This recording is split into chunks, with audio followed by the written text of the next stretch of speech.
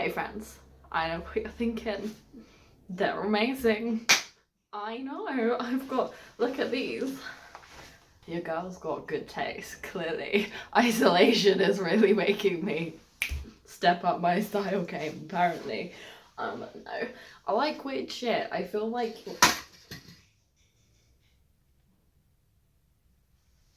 We're gonna pretend that didn't happen. Anyways, I'm filming 2 intros in one day because I don't feel like putting makeup on tomorrow, to be quite honest with you. So we're here. Hello, hi. What am I introing? Oh, yes. So this is another collab video with Amesie's Antics, who is just the most lovely human ever. Highly recommend. Go check out her YouTube channel or her vlog or whatever. We're doing some thrift flips. I think Amesie is doing some clothing flips and I am doing some furniture flips. So there's gonna be something fun on both channels. I'm not gonna lie, I have outdone myself. The first craft I'm going to share is the best craft you're going to see from me. I might as well end my existence now, not because 2020 is shit, but just because I've peaked. Before we jump into the making, I will just let you guys know I gave myself some criteria for this. So all of the things I've used are just like things that every thrift store is going to have. I used old photo frames, magazines, and a box. That's it. If you want to recreate these at home, you'll be able to find the stuff from any thrift store. So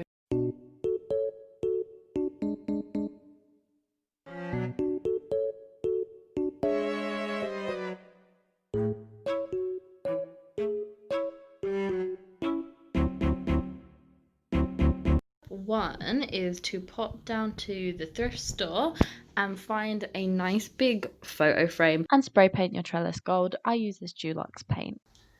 Hey, so something I just realized is I didn't actually measure out my trellis versus the photo frame.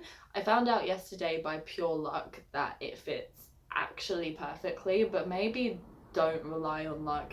Either buy your trellis first or your photo frame first and just either one measure and find something else to fit. I reckon you probably want to get the trellis first, even if you just look it up online and find the measurements, and then pick your photo frame accordingly. Our next step is to attach the trellis to the frame. This is a little bit tricky to advise you on just because thrift store finds are usually hella unique. So with mine, there was a bunch of staples all around the outside. The corners were boarded up and would not come off. So I ended up hot gluing the trellis onto the corners and then literally using string to tie it to the staples and used hot glue to secure the whole thing. Obviously, your photo frame probably won't have any of those things, so find something that works for you. I reckon hot glue would do the trick though. Hey guys, editing Mia here. So I'm just going to explain quickly the next part of this process and why it's so important. What we're going to be creating is a drainage system. So what this means is that when we water our plants, rather than the water sitting at the bottom of the pot and rotting the roots, which causes root rot, which causes your plants to die, we're going to create like a drainage system so that the water can flow through the plant pots and into a dish underneath, and we can do all of that without actually removing the plants from the trellis.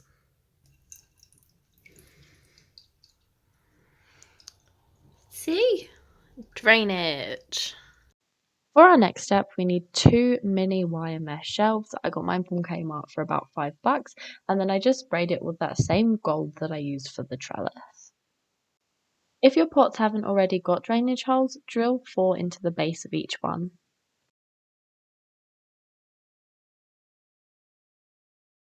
We're going to do a Ross from Friends and we are going to pivot. So I actually measured out the weird leaning shelf extension and it is the perfect height for this plant pot, which is the perfect height for this plant. So I'm going to show you how I'm going to kind of combat the drainage issue a little bit with this bad boy without him being on a shelf, which I also think will be nice because then we're going to get a sense of kind of like different heights and all of the plants won't be starting from a level up because that might actually look a little bit weird. What we're going to do, we're going to add some stones into the bottom of our plant pot. This is a decorative pot, so it doesn't have drainage at the bottom, but it is a significant amount bigger than this one. So the layer of stones at the bottom, it just means that when I water this bad boy, rather than the water pooling at the bottom and the roots sitting in it and rotting, it's going to filter through these stones. So I'm probably just going to be a little bit more mindful when I water him, maybe to do it in small bursts rather than just pouring a jug of water once a week on, but that's okay. We'll monitor it for a little while just to make sure that he doesn't die, and if that doesn't work, I'll readjust. But I've got quite a few plants that have rocks at the bottom that have been doing really well, so we'll see. And here's our finished project. I'll take you on a little bit of a tour. This is just where I keep some of my crystals and my little crystal planters. There is a video up if you want to learn how to make them. They're real cute. This is a climbing jasmine plant. At the moment, we've literally just headed into spring, so she's not got any blooms on her yet, but she's healthy and she'll be cute in summer. And I also have some little planters that I made from propagated like succulents. If you guys want a tutorial on that, let me know. I think they're pretty self-explanatory, to be honest, but they're also, especially in this one's case, real damn cute. I also just have this climbing little shrub. This was supposed to be a slow grower, but all of that is new and I've only had it for like 2 months in winter, so I don't think she's a slow grower, to be honest with you. I do have the idea to like pin some of my goals onto here, but I've only done it with one so far. So my last growing plant is this big old Swiss cheese plant. Damn, when I first got this, I kid you not, it was about that big and it looked half dead and it was on sale. You can kind of see that the leaves here aren't the best, and I ended up cutting these ones off just because they looked a bit dead. But since I've had it, it's literally grown all of that in the space of maybe 2 months. I picked these guys up in the same haul and both of them have done real well, so maybe I'm a cottage witch, who knows. Anyways, that is craft number 1 done. Let's go on to number 2.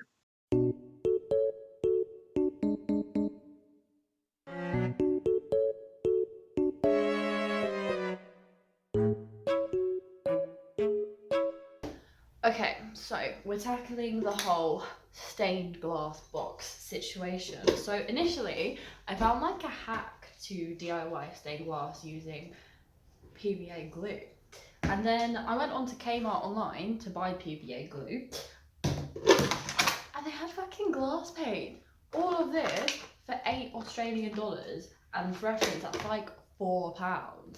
You know, if you can get glass paint for $8, why am I gonna fuck up a perfectly good box just for the sake of saying that I DIY'd glass staining? You feel me? And initially, like, I know I was going for the whole Urban Outfitters rip-off vibe, but now that I have all of these colours, I mean, maybe we could make like a tie-dye, you know, a weird little psychedelic situation. I don't know. But whatever, let's get into it. Look, I'm not gonna lie, I don't like how this turned out, but it was really easy to make. So all I did was just squirted out circles of paint around each other, like different rings, and then I used my foam roller to just kind of blend them into each other a little bit, and I rinsed and repeated that for each surface. Hey loves, so this is the finished project. I'm kind of using it as like a propagation station at the moment. It doesn't usually sit here, it usually sits up there. But the lighting in my apartment is hella weird, so to kind of show you any sort of details, I had to move it. Yeah, I think it's cool. I think it's a cool concept. Somebody else could probably do it better than me, and potentially maybe on like the top panel, not the bottom. I don't know, but for me, this was a fail. So we're gonna try again with this box instead.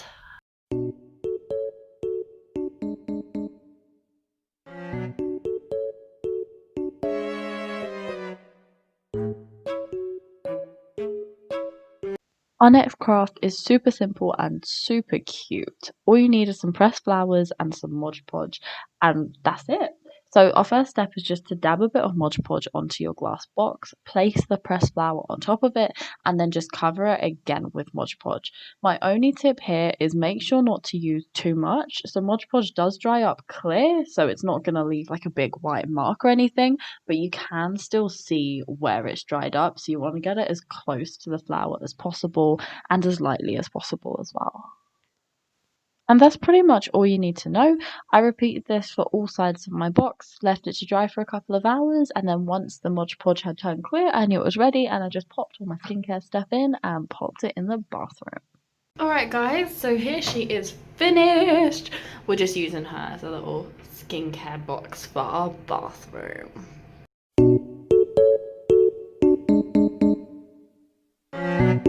Okay, so our last craft is really easy, and it's a great way to get rid of like shit ad spreads in magazines that you don't want. So all you need is some magazines that you thrifted, a blender, and a a mold and decal, which is basically like a strainer and mold for handmade paper specifically. First of all, you're just going to rip up sheets that you're not going to use and make sure to shred these into smaller pieces, roughly around an inch in diameter. And then you'd want to leave those to soak overnight. And in the morning, pop it in the blender to make a nice pulp. By the way, if your pulp comes out gross and grey, have no fear, it will still dry up lovely. So you need to get a tub that can hold a pretty decent amount of water. Pour your pulp into it, and then I basically did 1 part pulp to 3 parts water. And as you can kind of see there, I just poured in my mold and then kind of sifted it around. The next part is pretty hard to explain, so please bear with me here. Essentially, the pulp and the water are still somewhat separate when they're in the liquid together. So what you want to do is put your mold into the water. You'll notice that a lot of pulp actually comes up through it. Now, what you want to be doing with that pulp is using the water to shift it around until it's really flat, because obviously the water will drain out and that pulp is what's going to dry into your paper. And once you do have a nice flat layer of pulp on your mold, just pop it in the sun for a couple of hours and that will dry up. The really good thing about recycled paper as well is that once it dries, it actually curls a little bit in certain places, so you can literally see that it's ready to be pulled off the mold. And this is the finished product, guys. It's so cute. It's like vintage parchment paper. As you can see here, you can write on it perfectly fine. I actually have some cool ideas for ways that you could do this in the future, but this was my first attempt ever. I'm gonna try putting maybe some like pressed flowers in, or some like having bigger chunks of decorative paper that kind of bleed through, but we will see. I will try this again another time.